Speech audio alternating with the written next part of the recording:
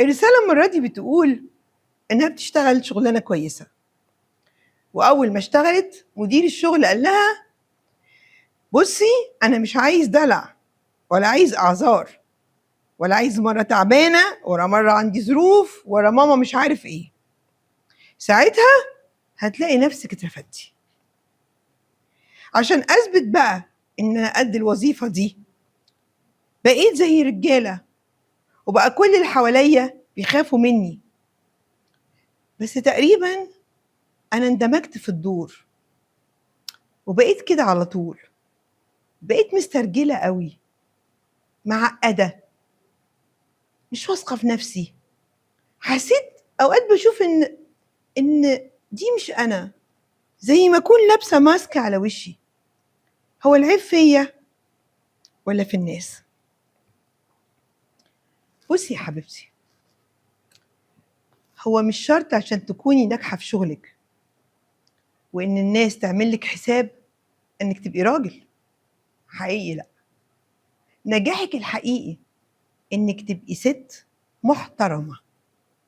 انت ما بتقوليش أنا راجل، بس في نفس الوقت انت ست محترمة.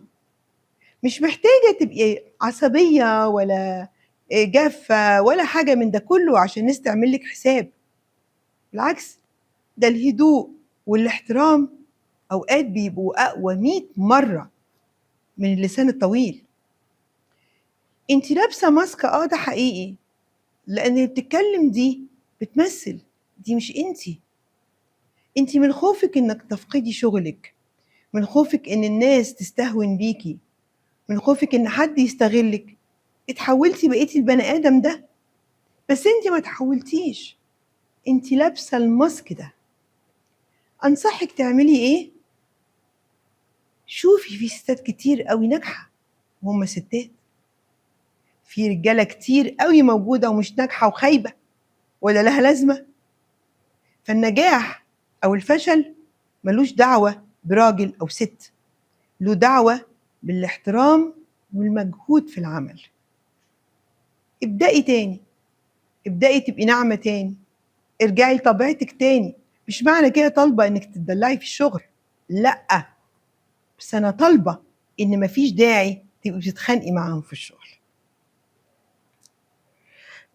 معانا رسالة صوتية نسمع كده.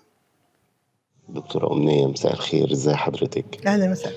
هقول لحضرتك مشكلتي باختصار، وأتمنى من ربنا وأتعشم في ربنا وفي حضرتك إنك تنصحيني أعمل إيه.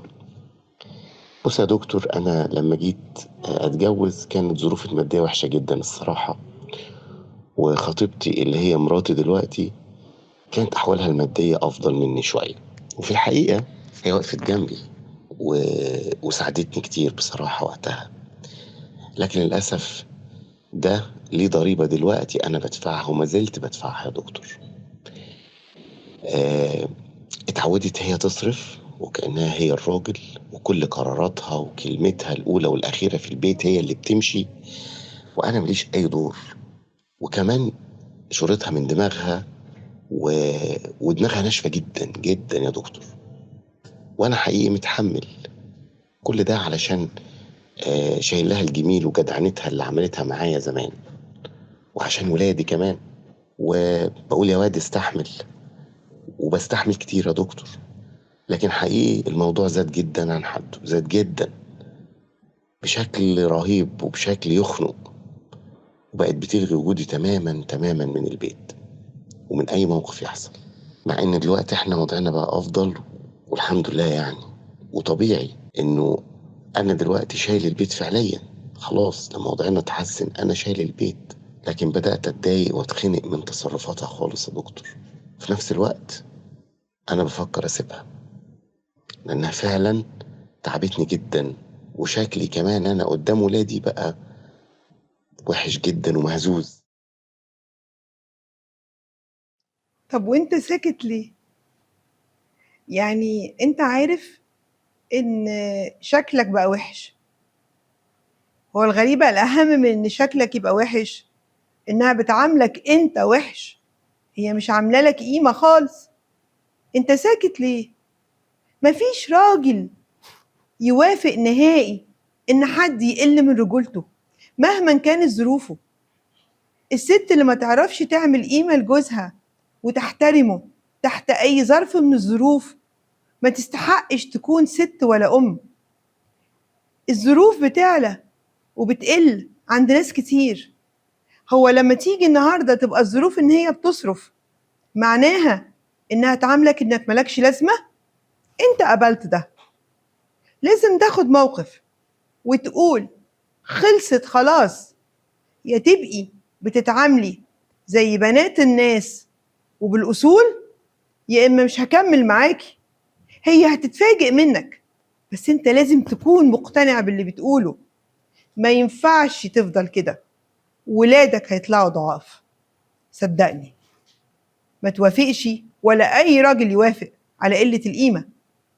الراجل اتخلق عشان يبقى محترم، والست تحترمه، وهو كمان بيحطها فوق راسه، بس الأساس إن الست بتحترم جوزها. معانا كمان رسالة بتقول بقى: أنا كان نفسي بابا يكون عايش. كلنا والله كان نفسنا بابا يكون عايش. كنت عايزاه عايش عشان يتحمل مسؤوليتي أنا وماما، بس للأسف بابا مات.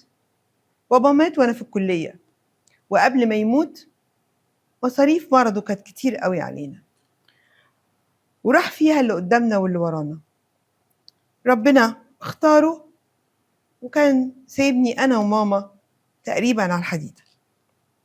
الحمد لله أنا اتعلمت كويس وقدرت أشتغل في مكان كويس، لكن فجأة لقيت نفسي أنا مسؤولة عن نفسي وعن أمي، وعشان محدش يطمع فيا بقت شخصيتي قوية قوي، والكل بيعمل لي ألف حساب، لدرجة لما حد بيجي ويسأل الجيران عليا عشان يرتبط بيا ويقولوا له ابعد عنها مش هتقدر عليها.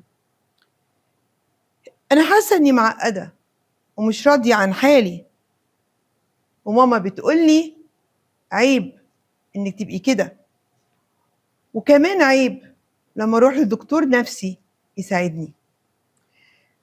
قولي لي رأيك. طبعا ماما إن عيب تروحي لدكتور نفسي يساعدك، الدكتور النفسي نفسه ممكن يروح لدكتور يساعده. كلنا محتاجين حد يساعدنا.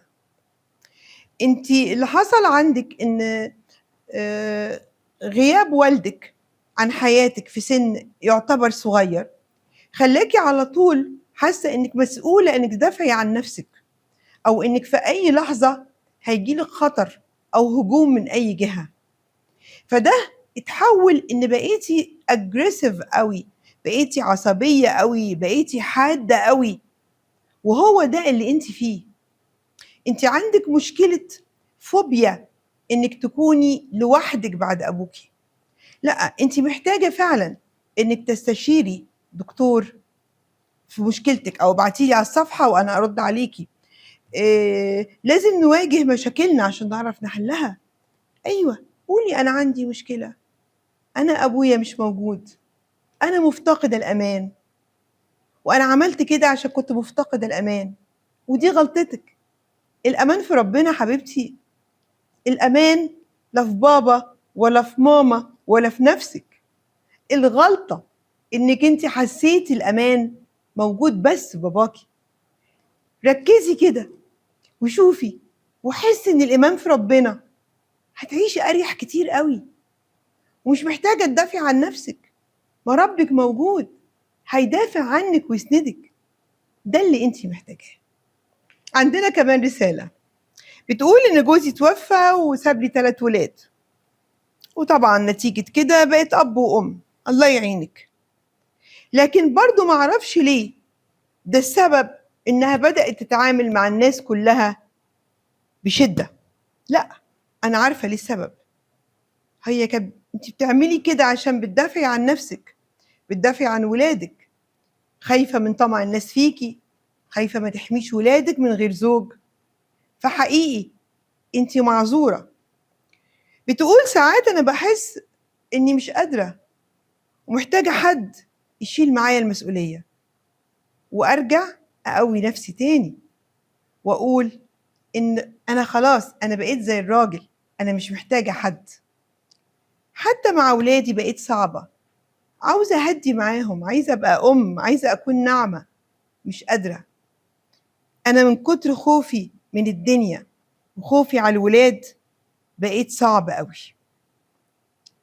كويس إنك عارفة إنك بقيتي صعب. نص المشكلة حلها إن إحنا نعرفها. أنت بقيتي صعب لأنك خايفة. خايفة من إيه؟ أنا عايزة أفهمك حاجة. مين اللي قال إن الأمان في الراجل؟ الأمان في ربنا. ربنا أراد إن هو ما يدلوش العمر. ربنا ما بيبليش حد غير على قد طاقته. هو ربنا هيقف معاكي وقادر يسندك، وهتربي ولادك أحسن تربية. لكن القسوة اللي عاملاها على نفسك دي هتضر ولادك كمان. هما محتاجين حنية. ما تنسيش، هما ما عندهمش أب. انتي محتاجة كمان تستمتعي بكونك أم.